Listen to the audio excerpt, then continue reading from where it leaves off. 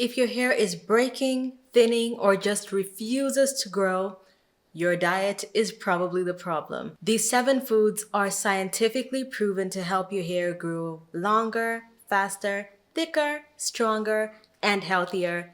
And yes, they taste good because there's no point in forcing yourself to eat a food that you don't like, because if you don't like it, you will not be consistent. And the only thing you can do to be consistent is to enjoy at least some of what you're doing. Before I list the exact foods, let's talk about why food is actually important to hair growth.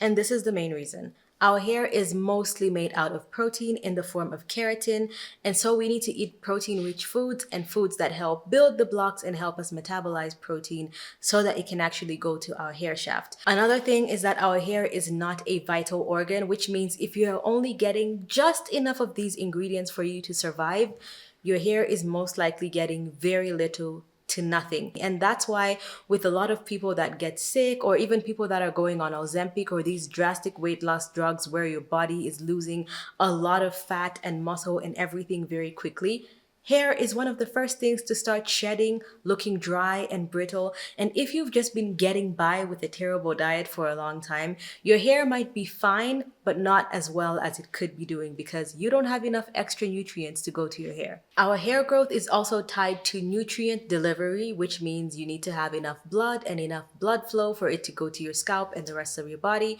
which means movement and having enough iron in your blood is essential to having hair growth. And our overall hair health is severely impacted by the health of our follicles.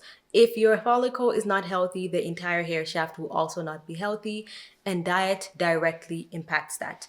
So now let's talk about the foods you want to incorporate into your diet if you want longer, thicker, healthier hair. Number 1 is a food that I eat, I think, every day, sometimes more than once a day, and this is eggs.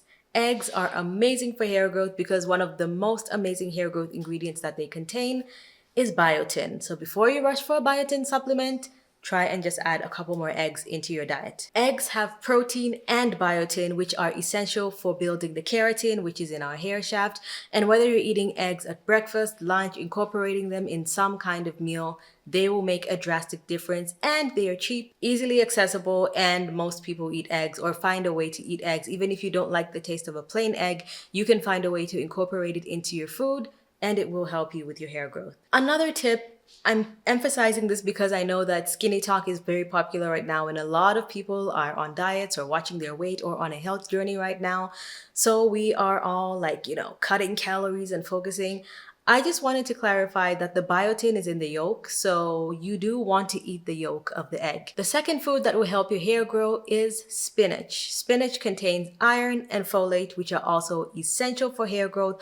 A lot of people that are anemic or just iron deficient struggle with hair loss, excessive hair shedding, hair breakage, and stunted hair growth. So even if you're not experiencing any hair loss currently, spinach can help with the prevention of hair loss in the future. And spinach is another thing that's very easy to eat. You can incorporate it into your eggs.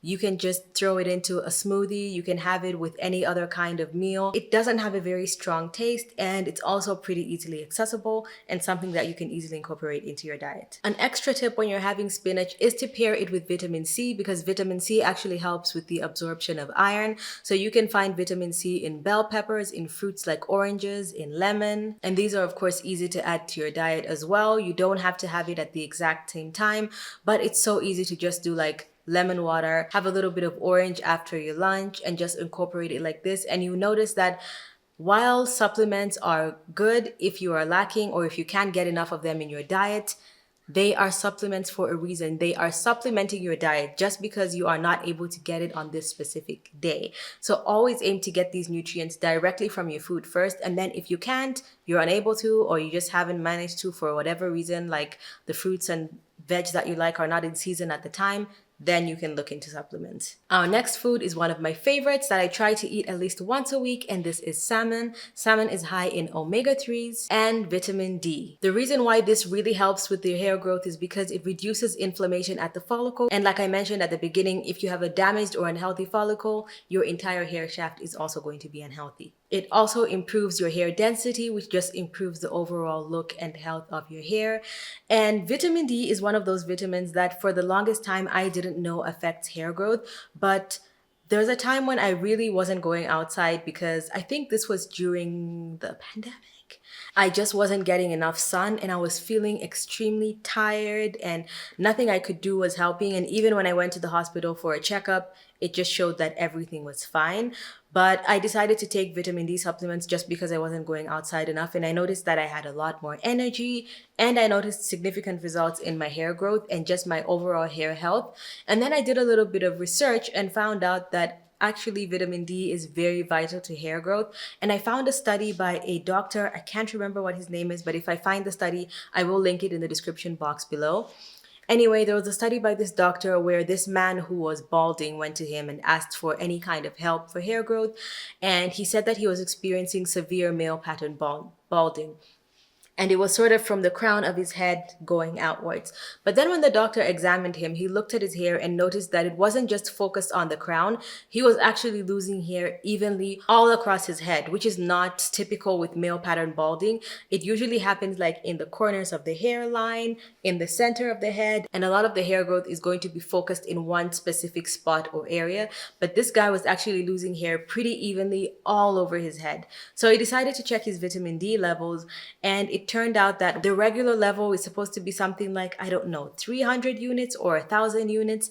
This guy's units were three units of vitamin D. So it prescribed him a liquid vitamin D supplement, and within 3 months, he got 50% of his hair growth back. If you are lacking in vitamin D, try and incorporate things like salmon and other fatty fishes. The next food you want to incorporate for longer, thicker, healthier hair are seeds and nuts. These are high in zinc and vitamin E, and these two ingredients are usually not that easy to find in other foods, so nuts are a great option to look into. You need a really small amount to get the benefits of this, so I would suggest the best way to have nuts and seeds is if you don't want to just have like a little snack handful, you can top them over like granola or some kind of cereal. It's very easy to incorporate them into your diet. Or again, you can just have like a little handful of nuts at a certain point in the day. Zinc deficiency is what leads to a lot of people's hair shedding as well. And vitamin E is actually an amazing antioxidant for scalp health. If your scalp is healthy, your follicles will be healthy.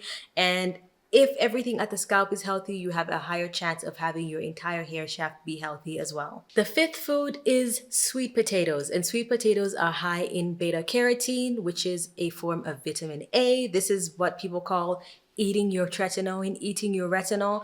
And not only does it have amazing benefits for your hair, but it also has amazing benefits for your skin. And lots of foods that are bright orange contain this as well. It helps produce sebum on your scalp, which helps moisturize your scalp. And one thing that I have noticed is a lot of people that have naturally oily scalps, like if your hair gets really oily really quickly, I've noticed that a lot of these people seem to retain their length very, very fast compared to other people because that oil actually helps keep their entire hair shaft moisturized. But if you have a very naturally dry scalp like me, eating foods that are high in beta carotene can actually help keep your scalp moisturized naturally without you having to put an oil or a serum on your scalp.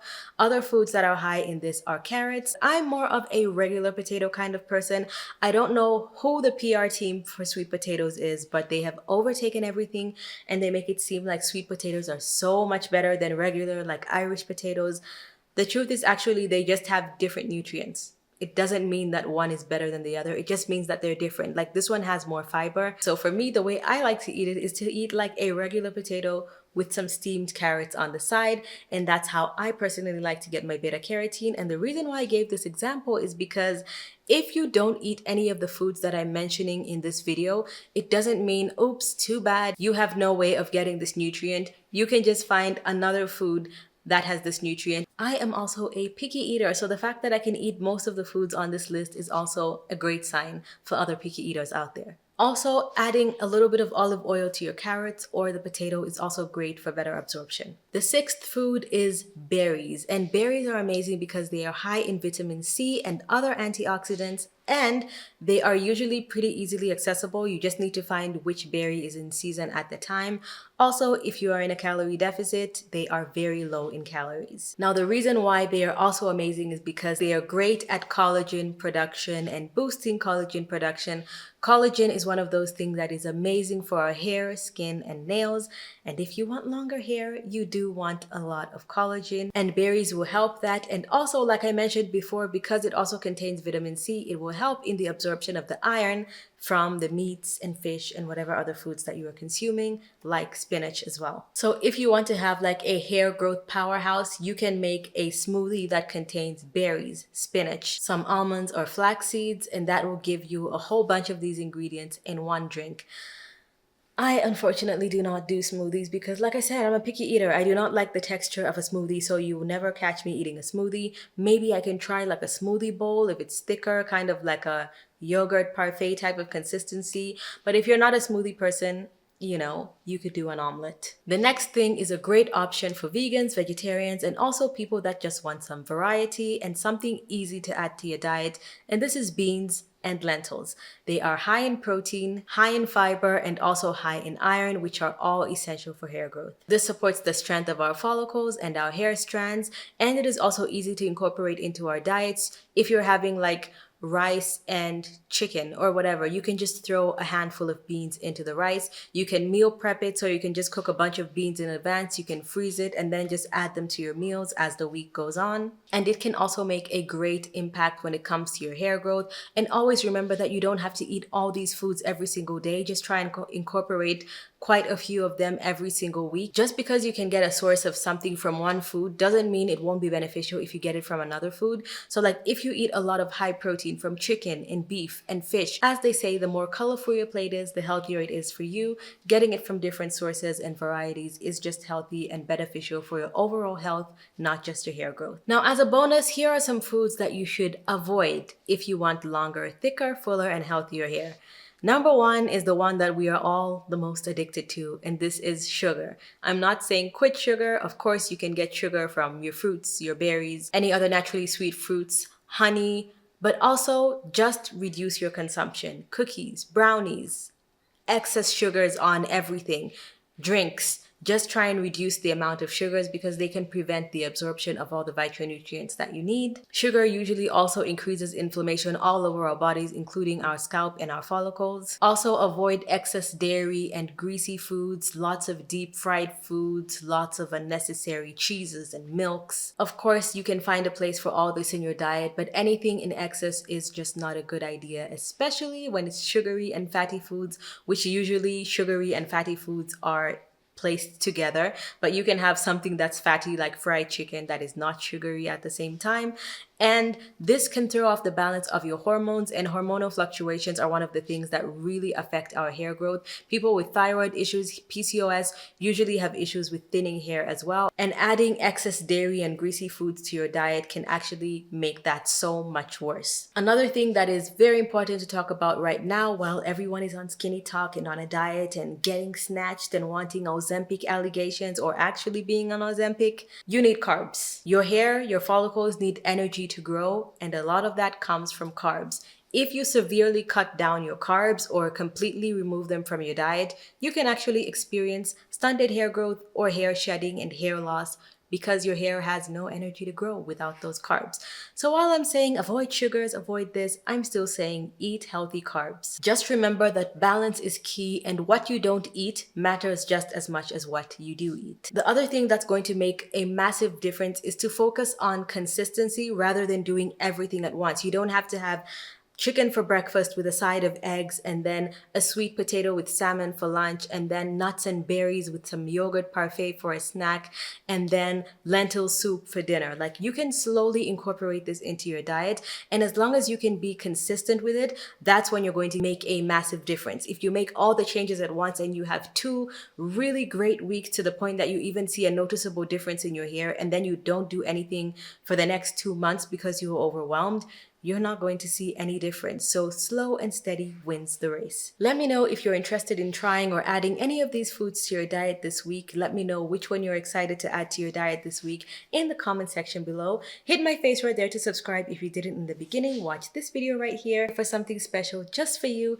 Thank you so much for watching, and I'll see you guys in my next one. Bye!